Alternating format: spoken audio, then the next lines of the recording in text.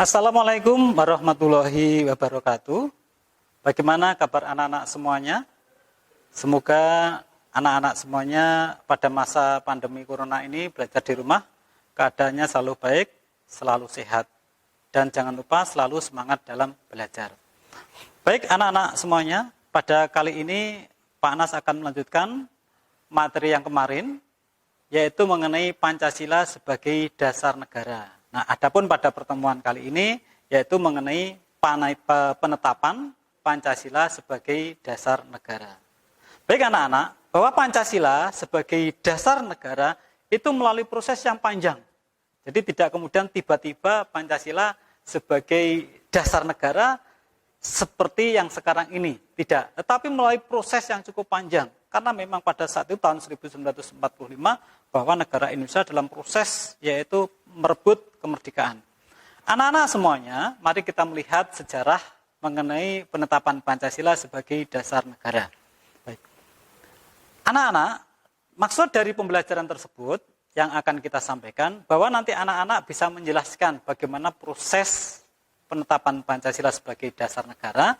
Yang pertama yaitu bahwa anak-anak nanti bisa menjelaskan mengenai BPUPKI, yaitu Badan Penyelidik Usaha-Usaha Persiapan Kemerdekaan Indonesia pada sidang yang pertama.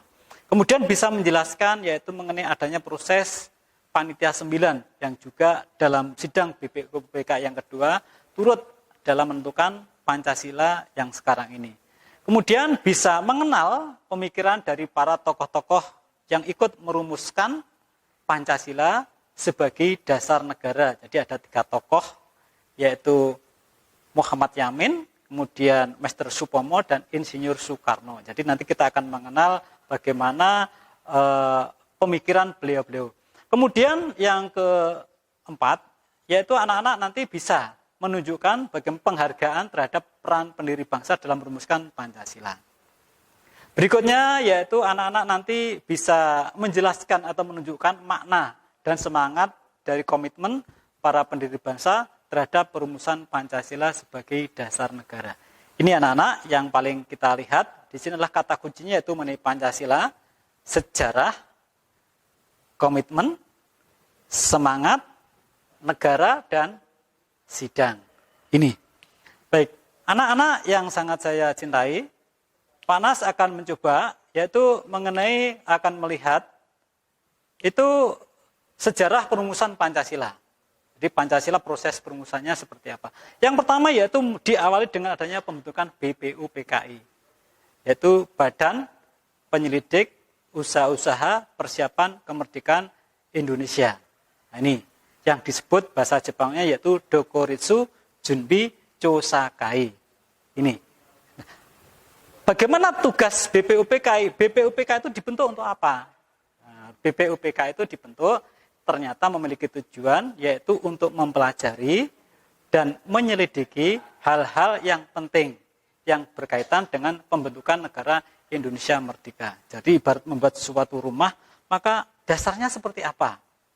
Terus kemudian filsafatnya nanti seperti apa? Jadi pondasinya seperti apa? Maka sebagai sebuah bangunan yang kuat, maka pondasinya juga harus kuat. Juga negara Indonesia.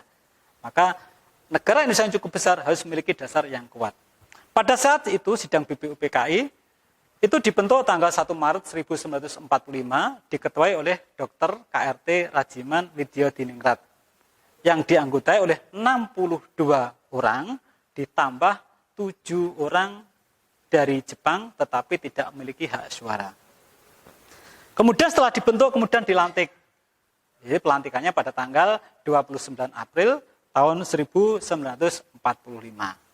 Itu. Pada sidang pertama BPUPKI itu terjadi beberapa hal. Jadi BPUPKI dibentuk, kemudian mereka bersidang untuk merumuskan Pancasila. Jadi dasar negara kita nanti apa? Jadi bukan Pancasila, tapi masih proses mencari.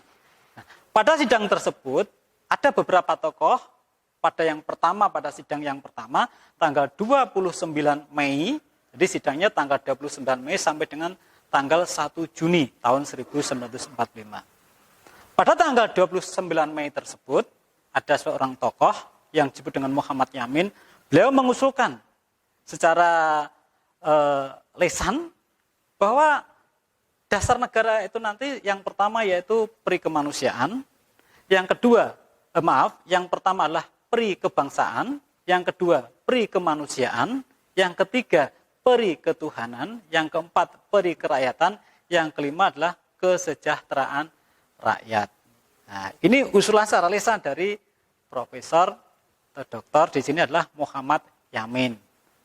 Kemudian pada berikutnya, pada tanggal 31 Mei 1945, itu Profesor Dr. Supomo mengusulkan bahwa dasar negara yang bagus itu adalah terdiri dari persatuan, keseimbangan lahir dan batin, kekeluargaan, keadilan rakyat, kemudian musyawarah. Nih, jadi dua tokoh sudah tanggal 31 Mei.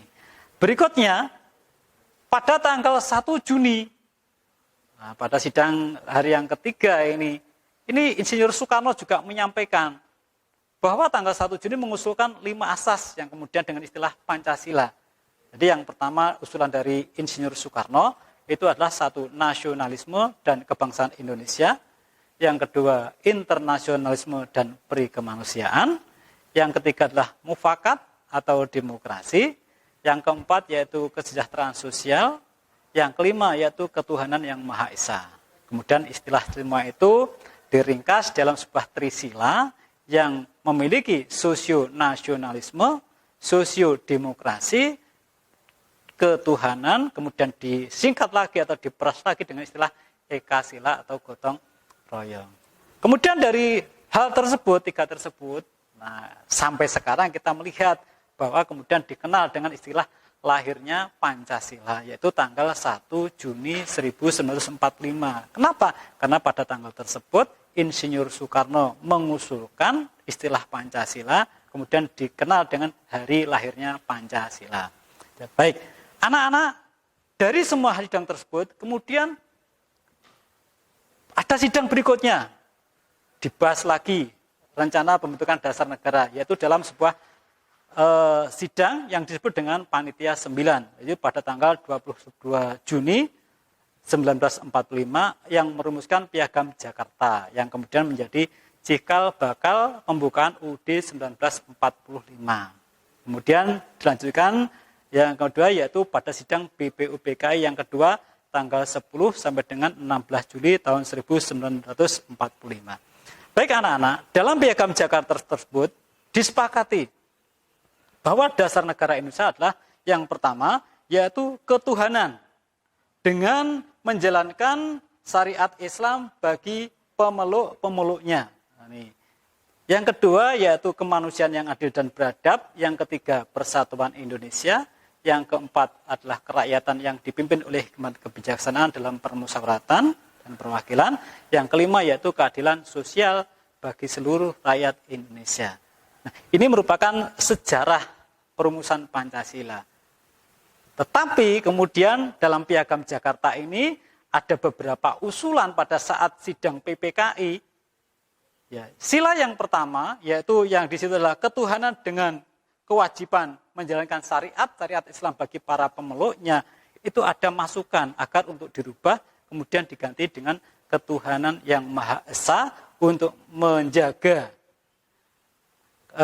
perasaan orang-orang yang berasal dari Indonesia Timur di mana kewajiban menjalankan syariat Islam bagi para pemeluknya kemudian dihilangkan, disepakati oleh para tokoh-tokoh, para pendiri bangsa, kemudian menjadi ketuhanan yang Maha Esa, kemanusiaan yang adil dan beradab, persatuan Indonesia, kerakyatan yang dipimpin oleh hikmat kebijaksanaan dalam permusyawaratan perwakilan, serta yaitu keadilan sosial bagi seluruh rakyat Indonesia. Seperti Pancasila yang sekarang ini kita lihat semuanya. Dan itu sudah menjadi sepakatan dan itu sampai sekarang menjadi Pancasila.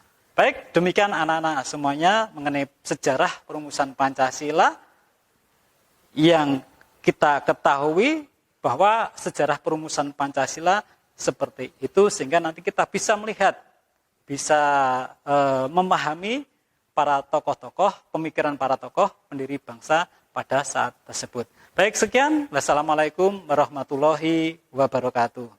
Merdeka!